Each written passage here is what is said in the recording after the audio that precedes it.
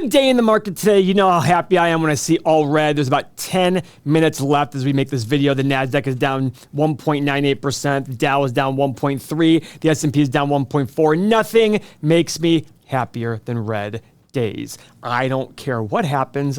I love red days. The best thing in the world. For those of you who are confused by that, I ask you one question. Imagine your favorite thing in the world to buy, and then tell me when it goes lower in price that you get upset about it. You would never get upset about it. But yet in investing, it's the one area in which people want to pay more money for the investment. Isn't that odd, Mo? Yeah, well, they see the price going up and they're like, oh, must be good. Well, not only that, then when the price goes up, the news all rallies behind that and says, here's why the price is Justifies up. The and when movement. it goes, yeah, exactly. And when it goes down, it's like, oh my God, this company sucks. It's the worst company ever.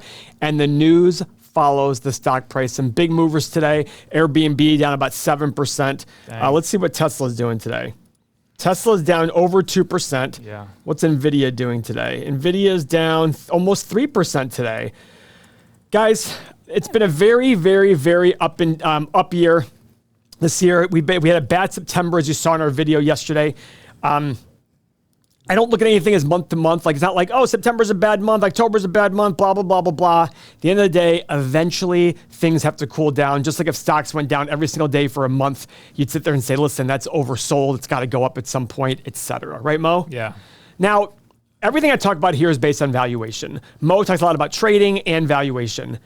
They're separate things, but we look at them and you can have trading ideas when you're looking at value investors. So for example, I am short Tesla and NVIDIA from a valuation perspective, but every single day I ask Dalton, hey Dalton, how do they look? And you're like, hey Paul, they're close to turning over. Right. You know what I mean? Yeah. And that's something to look at. And that's what we do in this channel. We do both of these, but guys, remember, The Psychology of Money, which is a great book, but the emotion is the hardest part about investing, because when a stock is going down, you're going to hear nothing but bad news all the time. Doesn't matter what the company is. Doesn't matter what the company is.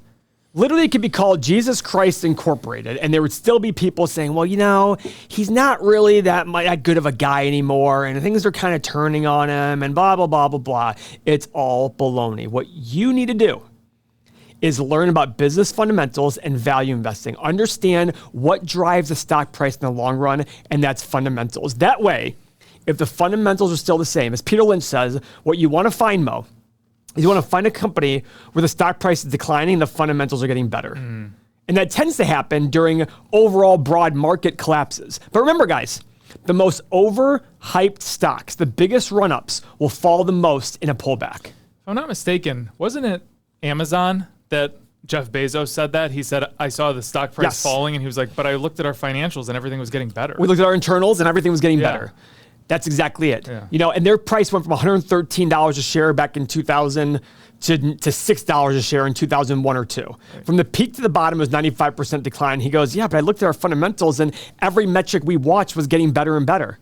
So that's the thing, guys. Now, if you bought your neighbor's, business from them and told them to still operate it, you wouldn't know what the business was worth every single day. But I know that if you woke up 10 years later and the profit was 10 times higher, your business was probably worth 10 times more if you paid a reasonable price for the business today. Right. No different with stocks.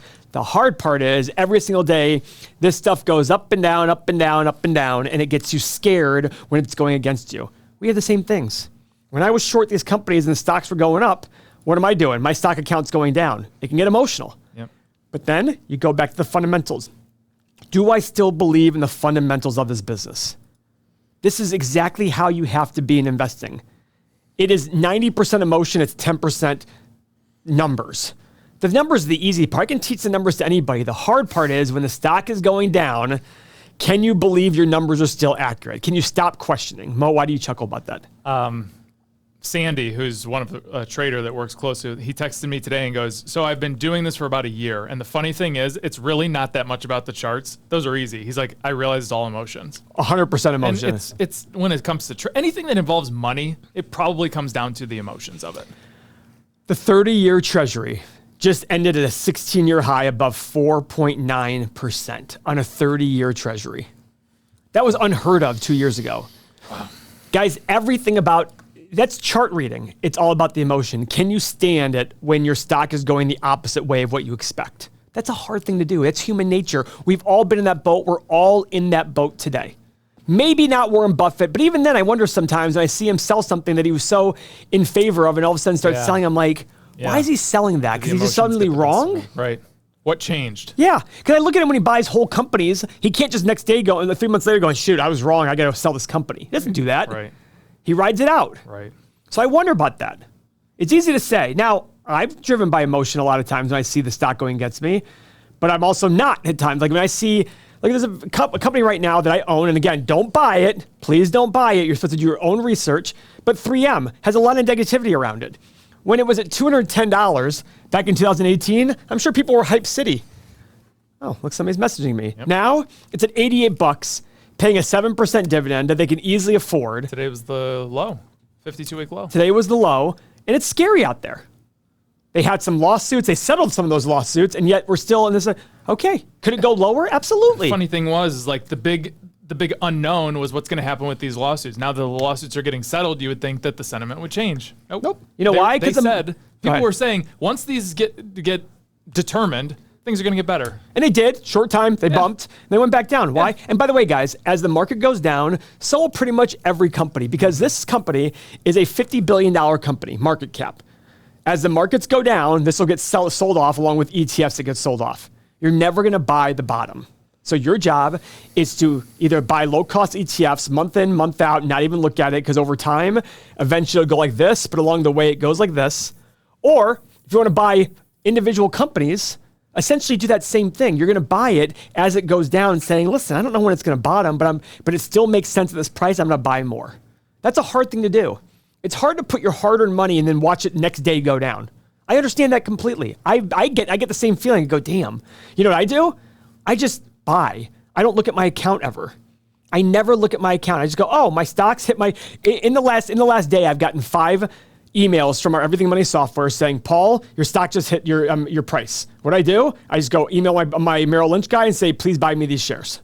That's it. That's it. That's all I care about. That's all I care about. A day like today, when I have a short on the market and a bunch of stocks that have gone down, darn it, it's rebounding. I know I'm up a lot of money today. I don't look, because if I'm not going to look when it goes down, I'm not going to look when it goes up. I'm just going to evaluate myself every year, just say, okay, how did I do? I write options. I don't look at the options. I give instructions to my guys. I've found that the less activity I do, the better I do. This has been proven time and again across so many studies. The less active you are, the better you will do. And that's what we're trying to teach here, this process, this way of thinking. It's not just about buy this stock. If you want somebody to just give you a stock to buy, I got a bunch of YouTube hypesters that'll sit there and lie to you and tell you to go buy Tattooed Chef, Workhorse, Neo, and all Peloton, all those Palantir, and all those garbage stocks that fell 90 to 100%. Go ahead and do it. Have fun. That's not here for you. If you want to learn so you can become a better investor and you can sleep better at night, we're the place for you. So very simply, subscribe to the channel and share this video with somebody who might find value in it. Happy red days, guys. I appreciate your time.